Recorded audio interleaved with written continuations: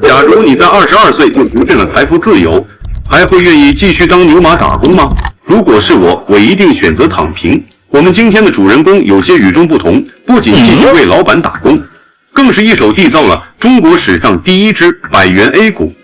它是神剧《天道》的原型，曾经准预言6124点大顶，让一众机构为他买单。1998年，他操盘易安科技，用堪称残忍的跌停板洗盘法，把8元股价一路炒到126元。不仅收割散户，更让手握50%流通股的庄家哭着交出筹码。当散户还在为涨跌几毛而心惊肉跳时，他已经扬言90%的庄家都是被玩死的，并且在大学毕业时就通过炒股完成了原始积累。1970年，李彪出生于北京，有传言称他的祖父是开国上将，但这个说法并未得到官方证实。即便如此，李彪的投资天赋也早已超越了所谓的显赫背景。刚上大一，别的同学还在为适应大学生活而忙碌，李彪就已经敏锐地嗅到了股市中的机会。他大胆地借来一笔钱，投身到打新股的热潮中。这个决策在当时那个股票市场还处于发展初期的年代，无疑是孤注一掷。不知道大家有没有胆量敢这样做？李彪凭借着自己对数字的敏感和对市场的独特判断，成功斩获了人生的第一桶金。更让人惊叹的是，在资金解冻后，他立刻将借来的钱还掉，这意味着他在没有动用自己1分1毫本金的情况下，完成了一次完美的资本积累。从那以后，李彪打开了财富大门的钥匙。在大学4年的时光里，他把更多的精力投入到股市研究中，每天钻研各种股票数据，分析市场走势，不断总结经验教训。他的投资技巧也日益精湛。当其他同学还在为毕业后的工作发愁时，李彪几乎实现了财富自由，为他日后操盘奠定关键基础，既摆脱了生存压力。在波动的股市中，李彪保持着近乎绝对的理性。1998年，李彪开始参与易安科技股票的操盘。当时，易安科技的老板因金融危机陷入了困境，为了挽救公司，他决定组建一支私募队伍，对易安科技的股票进行操盘运作。当时的易安集团表面上是想救公司，实际上是想玩资本游戏，而李彪则被委以操盘手的重任。刚接手易安科技时，李彪就发现情况远比想象中复杂。一方面，市场环境因为金融危机的影响持续低迷，股民们人心惶惶，对股票投资持谨慎态度。另一方面，公司内部也存在诸多问题，老鼠仓现象严重，许多内部人员提前得知消息，在股价低位时大量买入，企图在股价拉升后获取暴利，这无疑给操盘增加了极大的难度。面对这些难题，李彪没有丝毫退缩，反而展现出了他独特且狠辣的操盘风格。他心里清楚，要想成功操盘，必须先解决老鼠仓这个大麻烦。于是，李彪故意放出一些假消息，让那些持有老鼠仓的人误以为股价即将大跌，心里开始慌乱起来。这场信息战由此拉开。紧接着，李彪使出了自己的杀手锏。1998年12月16日，戏剧性的一幕发生了。易安科技大幅低开，当日股价就下跌了4.88%。这一跌就像暴风雨来临的前奏，温水煮青蛙式的施压，让市场和公司内部的人都开始紧张起来。第二天股价继续下跌，跌幅达到7.56%。到了第三天，情况愈发糟糕，股价直接跌停。面对着突如其来的放量下跌，股民们陷入了极度恐慌之中。公司的高管们也开始后悔自己当初没有及时出逃。这3天的下跌，让不少人从怀疑到确认，再到绝望。股价被几万手卖单死死封住跌停板，仿佛一道无法逾越的高墙，断绝了人们出逃的希望。第4天，股价仍然大幅度低开，但就在大家以为绝望已成定局时，跌停板被打开了。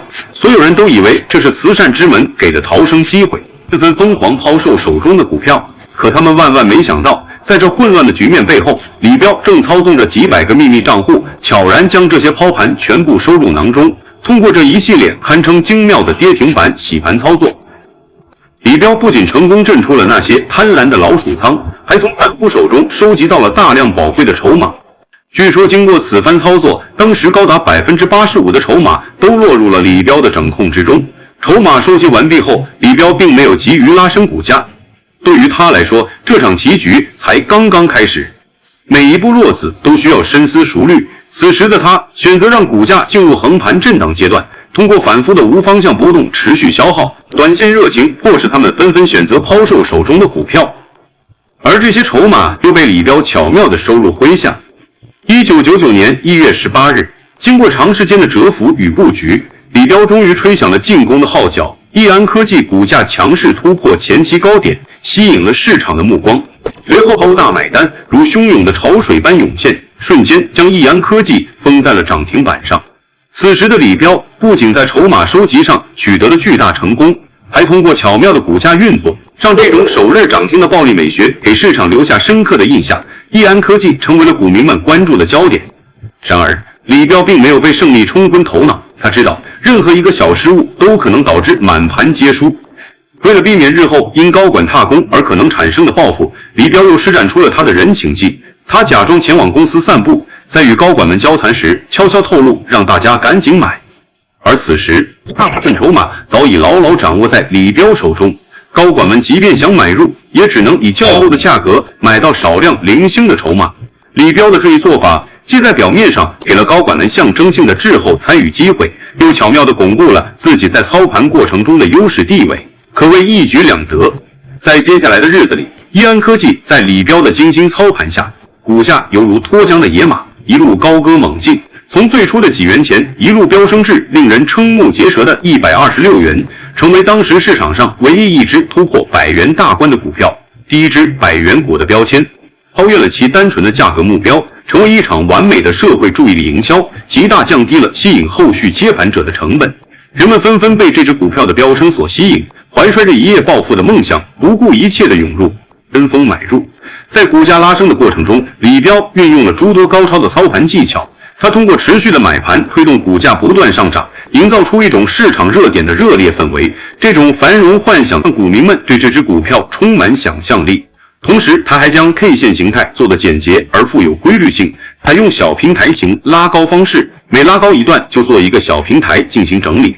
在小平台整理时，他巧妙地维持股价不跌，让股民们逐渐放松警惕，产生股价还将继续上涨的预期。而当股价每次突破小平台后，跟风的买盘便会越来越多。李彪则趁机边拉边出，将手中的筹码逐渐派发出去。边拉边出可以说是坐庄成功的终极艺术。他要求操盘手像最高明的魔术师，在众目睽睽之下，将庞大的筹码悄无声息地转移给市场，同时维持着价格上升的幻想，直至最后一刻。然而，股市的繁荣往往只是表象，背后隐藏的风险可能随时爆发。随着易安科技股价的不断攀升，监管部门也逐渐察觉到了异常。2001年1月9日，中国证监会对易安科技股票价格的异常波动展开调查。经过深入监控与分析，最终判定易安科技股价的飙升是庄家恶意操控行为。1月10日，媒体披露，中国证监会正在查处涉嫌操纵易安科技股票案，已对持有易安科技股票的主要账户进行重点监控。这一消息如同晴天霹雳，瞬间打破了易安科技股价持续上涨的美梦，股民们的信任也摧枯拉朽般崩塌。证监会的调查结果显示，从1998年10月至2001年2月间，易安集团有限公司董事局主席罗成以委托广东金益顾问有限公司理财的方式，聘请李彪、汤凡、郭庆等人作为操盘手，操纵易安科技股价。这些操纵者通过集中资金、自买自卖等违法手段，影响和控制股票价格。在2000年2月15日，易安科技股价被炒作到126元的最高价，公家的账面盈利一度达到20多亿元。面对如此严重的违法行为，中国证监会果断出手。2001年4月26日，证监会对联合操纵易安科技股票价格的广东4家投资顾问公司作出行政处罚决定，没收其违法所得4.49亿元，并处以等量的巨额罚款。曾经风光无限的易安科技，在监管部门的重拳出击下，股价泡沫瞬间消散，股价从100元高位一路暴跌。众多跟风买入的中小投资者血本无归，遭受了巨大的经济损失。据统计，350多个股民血泪控诉，其高达1500万元的巨额损失，要求民事赔偿，却最终未能得到应有的支持。李彪也因此一战成名，成为了投资界人人敬仰的传奇操盘手。然而，在李彪的内心深处，他对庄家有着独特的看法。在他看来，很多庄家并没有人们想象中的那么厉害。大多数庄家在市场的风云变幻中，往往自身难保，能全身而退的少之又少。李彪做过庄，但他并不满足于仅仅操控股价获取利益，他更喜欢那种挑战权威、打破常规的感觉。在他眼中，庄家也不过是市场中的参与者，没什么了不起的。甚至，他还以割庄家的韭菜为乐，享受着在资本市场中与各路高手过招的刺激。在易安科技的操盘过程中，李彪就充分展现了他这种独特的性格。面对那些自以为是的庄家，他毫不留情地将他们玩弄于股掌之间，总能在关键时刻给予对手致命一击。这种敢于挑战权威、敢于与强大对手较量的精神，让李彪在投资界树立了独特的形象，也让他的名字成为了传奇的代名词。2005年6月，李彪以禅中说禅的网名，在网络论坛上开始分享自己的投资感悟与理论。他的出现仿佛在平静的湖面投入了一颗巨石，立刻在网络上掀起了一阵热潮。李彪的博文内容丰富多样，涵盖了教育、政治、经济、数学等众多领域，总共发表了1120篇佳作。每一篇文章都展现出他对不同领域的深刻理解和独特见解，让读者们惊叹不已。